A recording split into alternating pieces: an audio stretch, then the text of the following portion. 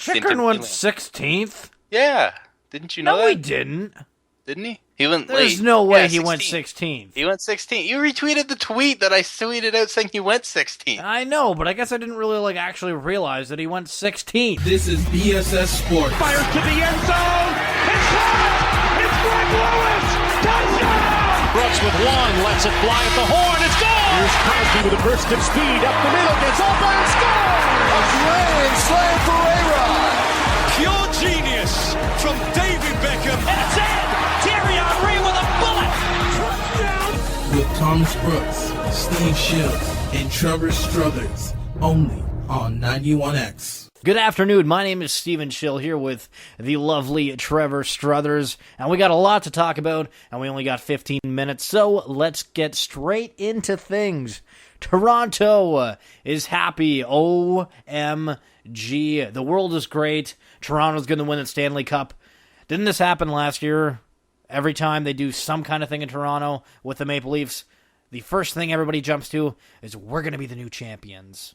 Well, refresh my mind. What was the big thing last year?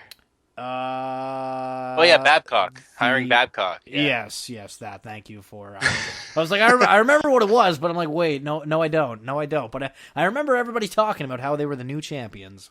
Yeah, well, I mean, at least this year, maybe there's actually some reason for the optimism. I mean, they potentially now have a franchise center in their organization in Austin Matthews, and a guy that has definitely got the opportunity to be one of the better players in the league. I mean, this is a guy that we were talking about going in the first round last year if he was eligible, and he almost was eligible to go in last year's draft, and that's why that whole conversation was happening.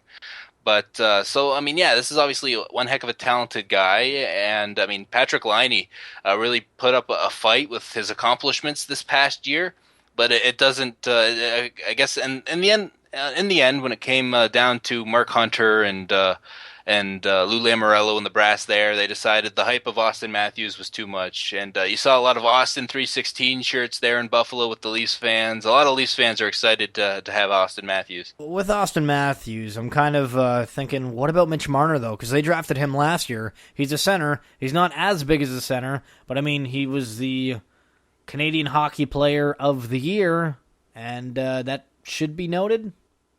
Yeah, well, I think the plan for Mitch Marner is to fit in on the wing. I don't think he's a big enough guy to play center in the NHL, and I think they realize that, and they want to slot him in on the wing.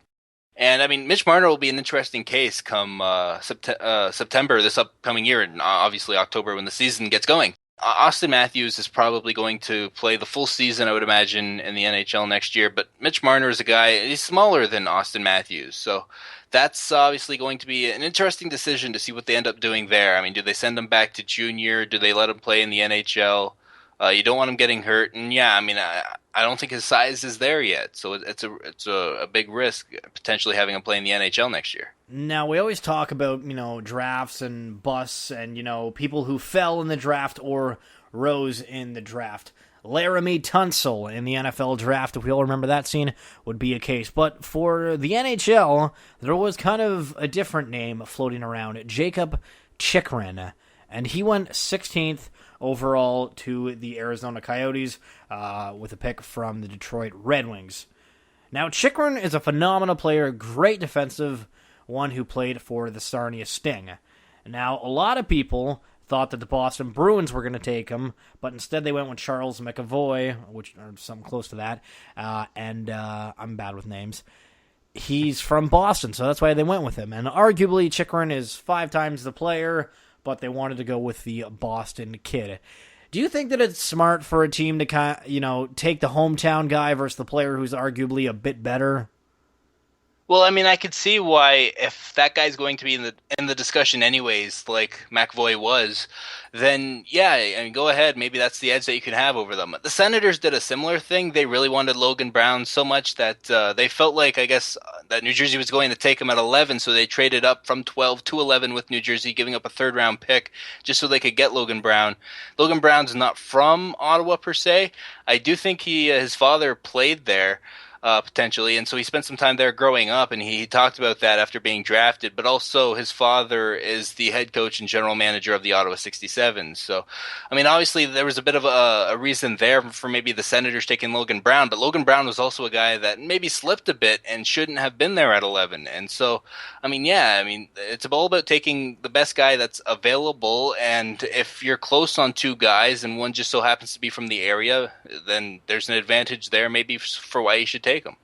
The NHL also has another kind of draft per se, and it's the Hockey Hall of Fame draft. But is there anybody in that group that you feel really deserves to be in the Hockey Hall of Fame? Well, I think the top of my list, just looking at it, is Dave Andreychuk. I think is a little overdue. 8 years of eligibility now. 23 years in the league. He eventually won that Stanley Cup in 2004.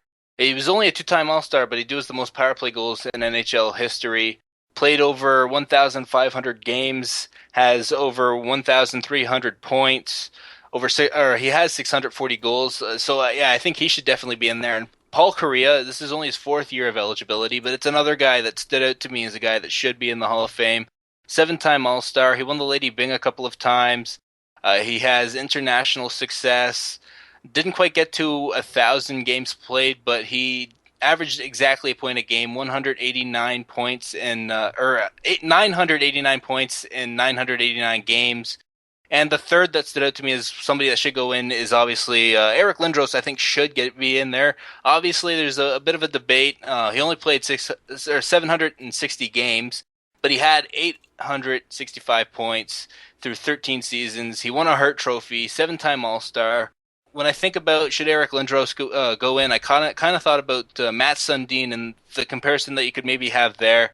Sundin was an All-Star 2 more times. Both guys never won a Stanley Cup. Obviously, Sundin played a lot more than Lindros did, but the points that Lindros did and the amount of games he had, he should definitely get in at some point. And this year, with the amount of first-year eligible players, there aren't too many that jump out as to me that should go in as a first-year player. There's not that many, and I didn't pick any at all to go in their first year of eligibility this year. And so that does leave an opportunity for an Eric Lindros to go into the Hall of Fame, and I think he makes it in this year. I know somebody saying that Ty Domi could even make it in as well. But speaking of Toronto, Steven Stamkos. Don't think he's going to Toronto. I think everybody's pretty sold on the fact that it's very, very unlikely to happen. Although the new rumor is now Detroit because they cleared room shipping off Pavel Datsuk's contract, who is now going to the KHL. Trevor, Mr. Insider, what is the scoop with Steven Stamkos and these Detroit rumors? Is this true? Is this false? What is this? Well, unfortunately, I don't have any actual sources, so I can only take what any average fan can take off the interwebs. But and I hate to break down that wall, to be honest with you, but the Lightning are the only team that can offer 8 years to Stamkos. So I wonder if how intriguing that could be. But you think if he wanted to stay in Tampa, you think he would have signed by now. And he's definitely, obviously, going to wait now for free agency. You've waited this long. You're obviously going to wait till the end. Tampa Bay has already offered him that last deal for him to take. And so it'll be interesting to see what exactly happens. I think the Red Wings might be, the best choice potentially. But with that being said, without Datsuk, they're in a bit of a transition period now. Zetterberg's going to be out in a little bit, so maybe they're not the actual best choice. The Leafs are a little they're rebuilding. Clearly, obviously, they just had the first pick in the NHL draft. They're rebuilding. An interesting thing as well, Austin Matthews obviously is the long-term, first-line center iceman. That's obviously the plan long-term for Austin Matthews in Toronto. Does Steven Stamkos want to be a centerman? Does he want to be a winger? It sounded like when he was playing the wing in Tampa, he really wanted to be a centerman, and so I don't think Toronto's going to be that appealing to him. Buffalo is the other team that's rumored to potentially be in on Stamkos. Tim Murray, the GM of that team, has said that he's talked to Stamkos' agent. And so it'd be interesting to see what Buffalo can offer, because that's a team that's maybe a little bit farther than Toronto in the rebuilding stage that could be a bit more appealing to a guy like Steven Stamkos, and it's not too far from Toronto. There's a lot of things that can go on with Stamkos, and it seems that everybody's sole focus is on Stamkos. But in the NBA, there's many players that are up for grabs right now. Serge Ibaka got taken off the map in a blockbuster trade in the way of kind of shock to the world. Oladipo gone, shipped to the Thunder for Serge Ibaka with a couple of other players, but the big names in that one are Oladipo and Ibaka, and Orlando is up in arms. Thunder are praising, and thank you, Orlando. We appreciate you giving us Oladipo. However, Serge Ibaka, fantastic player, really grounds root. They didn't really think that Oladipo was going to amount to like a true superstar, but I guess Orlando has faith in Ibaka. And another massive trade, the Chicago Bulls, they got rid of the man from Chicago, Derrick Rose. Trevor, my Derrick's gone. My Derrick's gone to the Knicks, and I don't know how I feel about this.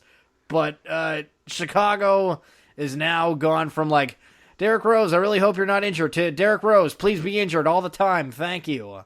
But statistically speaking, he's gone down ever since the knee injury. For New York, this is going to be an experiment. But we also have DeRozan, who wants to sign with the Raptors. But if he doesn't sign with the Raptors, where's he going to go? And then we have Mr. Kevin Durant, who still hasn't signed anywhere. Is he going to go back to the Thunder and play with Oladipo and Westbrook, which would be one heck of a team, their own big three? Is the NBA going back to this big three? Because I thought we were over that once LeBron left Miami. Trevor, are we back in the big three? Because I want to know if we are. Well, I mean, you could argue the champions this year, Cleveland, maybe had a big three. Obviously, LeBron would top the big three, and then you had Kyrie Irving, who had a big finals, and Kevin Love. We might be. I mean, there's potential of LeBron wants to finish out his career with a guy like Dwayne Wade and Chris Paul. I think he made that public not too long ago. And there's a chance that all three of those guys, whether it be an opt-out or whether it be just signed for 1 year, there's a chance that they could all be free agents next year. And the Derrick Rose trade for the Knicks, he's only under contract for this 1 year, and then he's gone. And they freed up a lot of cap space for not obviously this upcoming year, but the year after. They have 34.8 million available between three players. Obviously, 26 of that's Carmelo Anthony, but then Kyle O'Quinn and Kristaps Porzingis is where the rest of that goes. And so maybe there's a potential of them going and getting maybe a D Wade, a LeBron James, and a Chris Paul. I mean, that theory's been thrown out by a pretty respected reporter. And so there's that potential. And I mean, who wouldn't want to play in New York? And if that's the team that we're talking about, that's a pretty talented team.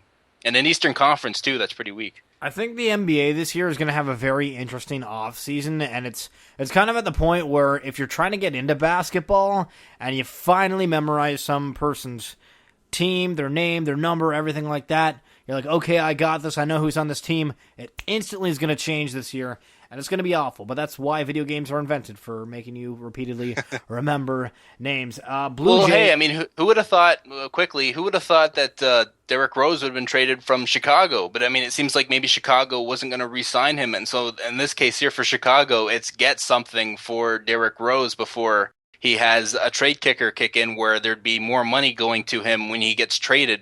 As a bit of a trade bonus. So yeah, you trade him now because this is really the only time that the Bulls could have traded him. Well, there was rumors coming out as well that Jimmy Butler was the big problem in the dressing room. I don't really know with his there's a chance or something. There's a chance the Bulls move him as well and maybe say, hey, let's rebuild this whole thing. I mean, there's been rumors for a while now that the Celtics are interested in Jimmy Butler. So maybe there's something there that we see happen now that Derrick Rose is out of there. Well, the thing that made no sense to me about the Derrick Rose trade was the fact that they didn't get anybody for him. They got, like, Robin Lopez. Like, sure, he's got great hair. He looks terrifying. Sure, he's intimidating.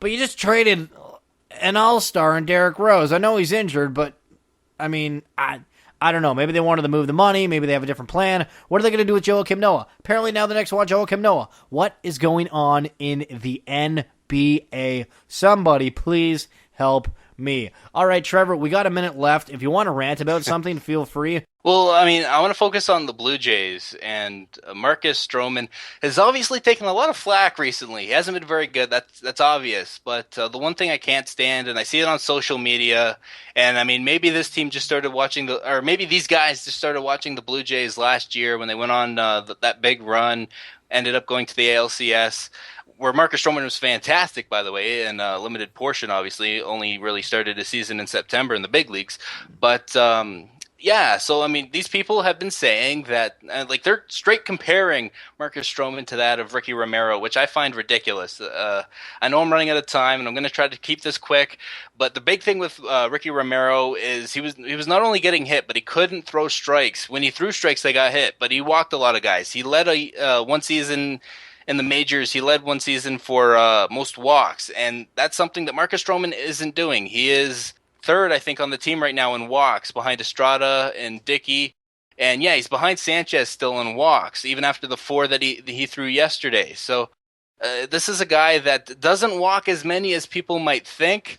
To compare him to Ricky Romero, and just because the guy is struggling and we want a lot from him doesn't mean he's Ricky Romero. The two have nothing to do with each other. Maybe send Marcus Stroman down. I could see that argument, but this is a guy that I think you leave him in the big leagues a couple more times. The All-Star break's right around the corner. He should be able to figure it out. You're absolutely right, Trevor, as always. All right, so that's it for this episode of episode. Apparently, I always say episode instead of episode. Anyway, we're on Twitter, BSS Sports. Like us on Facebook. Trevor, what's our YouTube? BSS Productions. We'll talk to you